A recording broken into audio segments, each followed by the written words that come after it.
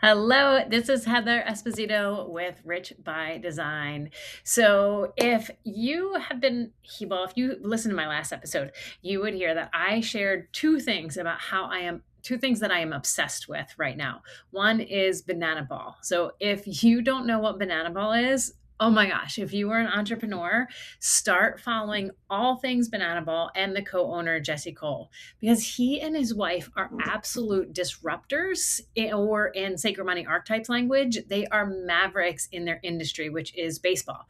So they have essentially made baseball fun and entertaining again by changing the rules, bringing in entertainment, and having their focus be truly fans first. They have grown from having one team that was not doing well at all, being $1.8 million in debt in their first year of marriage, to having six teams in a league and selling out not only major league baseball fields, and of course, minor league baseball fields, but also football stadiums of 100,000 plus seats. It is absolutely amazing what they have done with the world of baseball. And I'm not even a baseball fan. I really don't never have liked it. And I grew up with a dad listening to sports all the times. I grew up in the Philly area. So the sports were on all the time because Philly area, they're really big into their sports. I worked at a sports bar. I just really could care less about it. But when I tell you I'm obsessed with Banana Ball, I really can't stop. Like watching interviews and the games, and I'm just loving it. And from an entrepreneurial standpoint, it is so absolutely worth following. So, the second thing that I said that I was obsessed with is SSP, which is the Safe and Sound Protocol. So, the Safe and Sound Protocol is a nervous system protocol that was developed by Stephen Porges, who created the polyvagal theory. And this is not this hey, you're dysregulated, here are some tools to do type of protocol. SSP actually rewires and retunes the nervous system baseline and helps expand your window of tolerance so that your capacity to move through life is greater. And so the way that SSP works is that you listen to specially filtered music through headphones, and it is a 5-hour protocol that you listen to a little bit at a time. You are never going to be sitting listening to music for 5 hours at a time. So, the way that I did it and the way that I have all of my clients do it is that you start with listening to 1 minute, and then 2 minutes, and then 3 minutes, and you increase it as you go, all dependent upon how your nervous system tolerates it. And so, of course, most people are like, I don't think that 1 minute of music will do anything for me. And depending on the person and their nervous system, it can make such a tremendous impact. And I will tell some stories about that later of what different people have experienced just in listening to a minute, 2 minutes. Because it can be really, really powerful. And it is not meant to be a standalone type treatment. It is meant to be done with a practitioner and somebody who's trained in it, and also to be done in conjunction with other modalities. And so I know a lot of times people come to me and they're like, I just want to do that. And I'm like, okay, well, we need to be doing this other stuff as well, because it is, like I said, it's not meant to be a standalone treatment. And so, anyway, I reluctantly started SSP in November of 2025. And I say reluctantly because my friend that had told me about it, she was like, Heather, this is the thing that just made such a big difference for me. And I'm thinking, I have done so much personal development, from coaching to breath work to 40, over four, I think it was about 40. I don't think over 40, but about 40 ayahuasca ceremonies, which is a plant medicine, if you've never heard of it, that does deep healing, right? I have done energy healings, hypnotherapy, and so many other things that I can't even remember. So I thought that I was pretty regulated.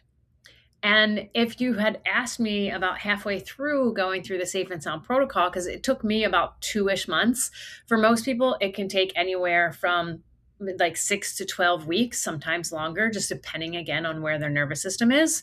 But if you had asked me halfway through, I would have been like, I don't know, maybe not really. I don't really notice anything, because I was expecting these big dramatic things that I had heard my friend experience. She was like, oh my gosh, it changed everything for me. And during the third hour, because it's broken up into 5 hours, she's like, during the third hour, I had these massive shifts and things came up for me to really process and heal. And I was not experiencing any of that. The very first minute that I listened to it, I felt like there was I describe it like popcorn going off in my brain. But then after that, it was just like, oh, listening to the music was nice and calm. And there weren't other major things. There were some things which I'll share about later. There were some things that I was noticing, but it wasn't this big thing that I was expecting. Like these, not like these big life-changing breakthroughs, right? Or like this moment where I sat up and thought like, oh my gosh, everything is so different. And I'm not going to say I was disappointed. Maybe there was a little bit of disappointment, right? Because like I said, my friend was like, this was amazing, right? But at the same time, I will say that I didn't really know like what to be looking for or what results I was really expecting because as I said, I was always already like, oh, I think I'm pretty like regulated. And so as I was moving through SSP, I kept waiting for something really obvious to happen, right? And nothing really did, at least not that I could see or that I was paying attention to up until that point. And then one day I realized something that honestly stopped me in my tracks. So here's the backstory. For years, I had noticed this pattern that whenever I ate sugar, I would almost always end up with suicidal thoughts within about 24 hours.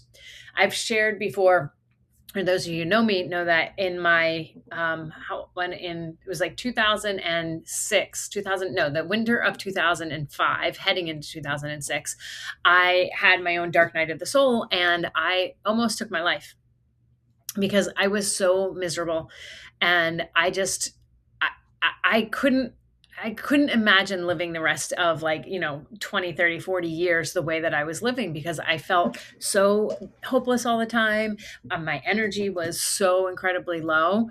And I hated everything about my life.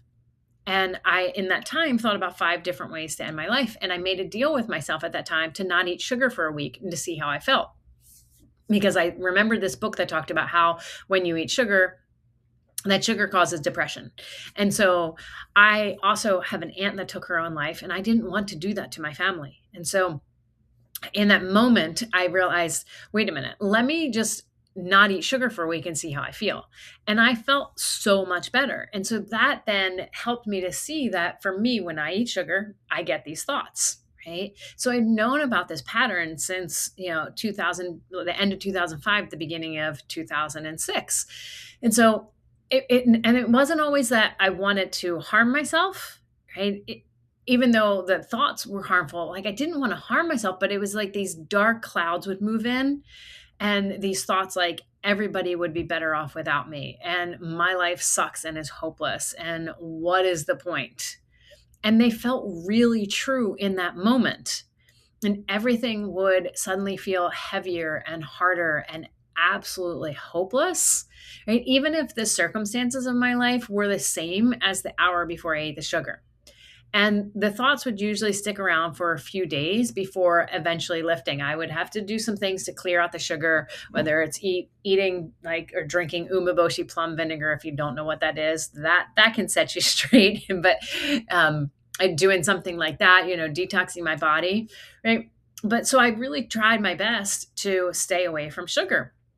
And the funny thing is that whenever I would talk to anybody in the world of coaching and mindset, they would just be like, well, you just need to change your mind. And I'm like, this isn't a mindset problem. It's not me being negative, right? It's not something that I could meditate or journal my way out of. It was my nervous system because my body couldn't handle the stimulation. And it's like, even though I thought that I was pretty regulated, it was like my body was already at this place where just one little thing would tip me over the edge. And that one little thing being sugar would go from I eat sugar to it would spike a reaction in my body. And that spike like had my body read it as, okay, I'm unsafe. And then when I felt unsafe, my brain would go looking for a reason of why you're unsafe. And my brain, well, all of our brains, right, are really good at finding reasons.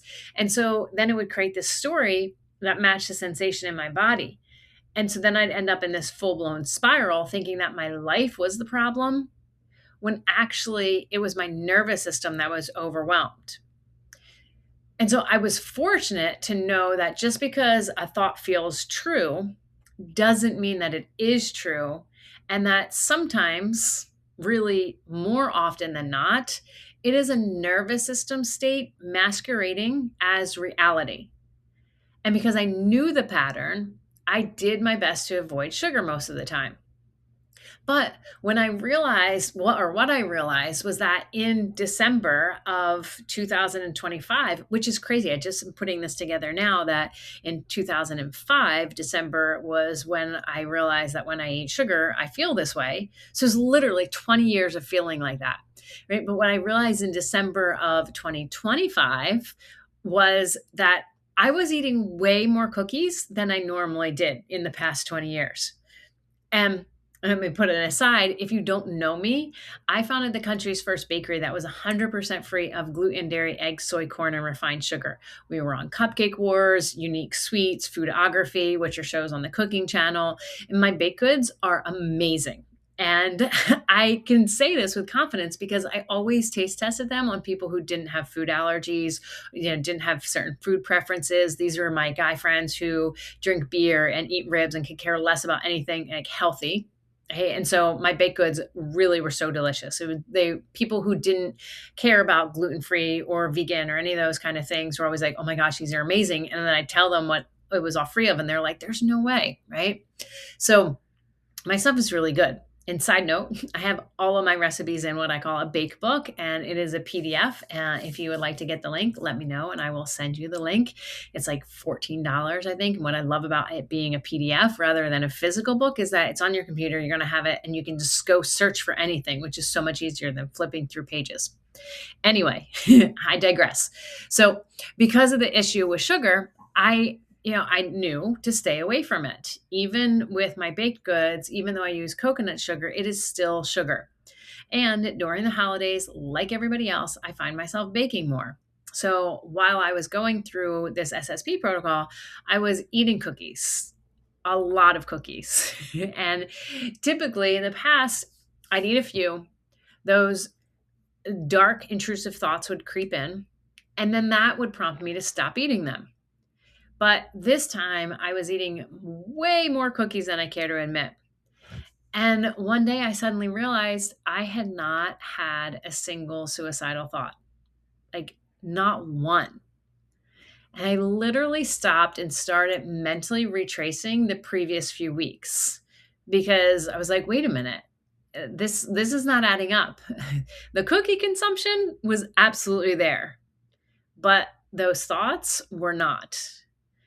And at first I was like, I don't know if this is even a thing. Like, am I just making this up? So naturally, I did what any highly curious person would do. And I started testing the theory, and probably a little bit more than I should have. Meaning, I started eating cookies like almost obsessively. And still, nothing was happening. No dark cloud, no emotional crash, no multi day spiral, like nothing. Like the thoughts just weren't there. And I am not suggesting that SSP is a treatment for depression. Hey, I'm not suggesting that sugar suddenly became a health food because there are 1,001 reasons to not have sugar be a regular part of your diet. Like, I am not a proponent for it. It is so bad for us in so many ways. And I am certainly not suggesting that everybody's experience will look like mine, but it was the first moment that I realized something significant had changed. And it wasn't so much a matter of something it wasn't so much a matter of something new that I was doing. I mean, the new was the SSP, but it was more so because this old, very familiar pattern disappeared. And that's when I realized maybe I was looking for the wrong evidence. Like, I was looking for something big and dramatic, and my nervous system was delivering something more subtle. And I've been waiting to like wake up and I'd have this big breakthrough and feel like a completely different person. And instead, my body was just responding differently to the life. And now I know that some people may argue that not having suicidal thoughts anymore is dramatic evidence. But when you're going through a process like SSP, it wasn't like I woke up one day with a huge billboard in front of my face and that I was like, ding, ding, ding, this is different, right? Like, this is no longer happening, right? It was just more like, oh, wait a minute. I'm not experiencing that anymore. And once I started noticing that shift, I started noticing others. Like things that used to feel heavy felt lighter, things that used to feel overwhelming felt manageable. Situations that would have previously activated me felt so much easier to navigate. Right? And again, it wasn't like flashy or like dramatic, right? It was just different. Like some of the things that, and some of the things that I'm still working through and figuring out how to communicate, because now I'm like, this really feels big and different, but it might not feel that big of a deal. And I'm still working with the, like figuring out the words, how to express it. Right. And I think that that is one of the reasons why so many people miss their own progress, is that we're trained to look for transformation in these giant moments. But sometimes transformation looks like not having the same reaction that you used to have, or not getting pulled into the spiral that you used to get pulled into, or not needing as much energy to get through the day, or maybe not bracing quite so hard to things happening in your life.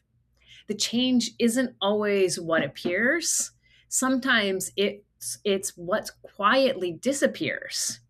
And for me, right, realizing that was like, oh my gosh, this is something that I really need to tune into, especially when I'm talking with my clients, because I know a lot of times, I have some clients who are where I was, where they're like, yeah, my nervous system's good. I don't know if this will really do anything for me. And so when we have our catch up calls and I check in with them to see how things are going, and they're like, I'm not really noticing anything.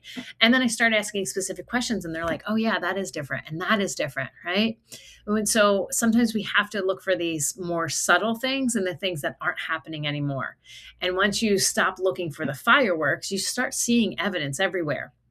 So years ago, I once had this client say about the energy work that we did together. She's like, I was expecting this big bang, but it was more like this slow and gentle sunrise. And I think that that is pretty accurate for the safe and sound protocol as well, right? It didn't create this one giant moment, it created a bunch of tiny shifts. And together, right, the nervous system shifts from SSP and understanding my human design and my money archetypes started changing how much easier it is felt to be me. So next week, I'm going to share another surprising change for me, and which is how my relationship with time completely changed, and why I think it has less to do with productivity and more to do with my nervous system capacity. So I am on this mission to help over 100 plus women become rich by design. And rich stands for regulated, integrated, with the capacity to hold more visibility, hold more leadership, hold more money, more success, more joy, without abandoning themselves to get there. And so the way that I support women in doing this is through what I call the trifecta, which is the safe and sound protocol, human design, and the sacred money archetypes. Because when we combine nervous system safety and energetic alignment and awareness of our money patterns, we stop forcing success and start creating it from a place of self-trust. We go from survival to being regulated, from performance and trying to act like we have it all, to actually embodying our true design, right? From who we truly are instead of who we think we have to be. So if any of this resonates with you, I am so glad that you are here, and I would love to hear from you. Do you feel like your nervous system could use an upgrade? And have you heard of or tried SSP? If you did, what was your experience? And I shouldn't even say try, because it's not something to try. It's not something like, oh, I'll listen to it a couple of times. You have to go through the whole 5-hour process and protocol. And like I said, it can take, for some people 6 to 12 weeks. So it is a commitment, but it literally rewires and retunes your nervous system from the baseline, instead of just, oh, I need another nervous system because I'm getting dysregulated. This helps to shift you from being triggered all the time to being able to move through life with so much more ease. So I want to hear from you, right? Again, do you feel like your nervous system could use an upgrade? And have you heard of or experienced the Safe and Sound protocol? And if you did, what was your experience? So until next time, keep becoming rich by design, regulated, integrated, with the capacity to hold more. So I will see you next time.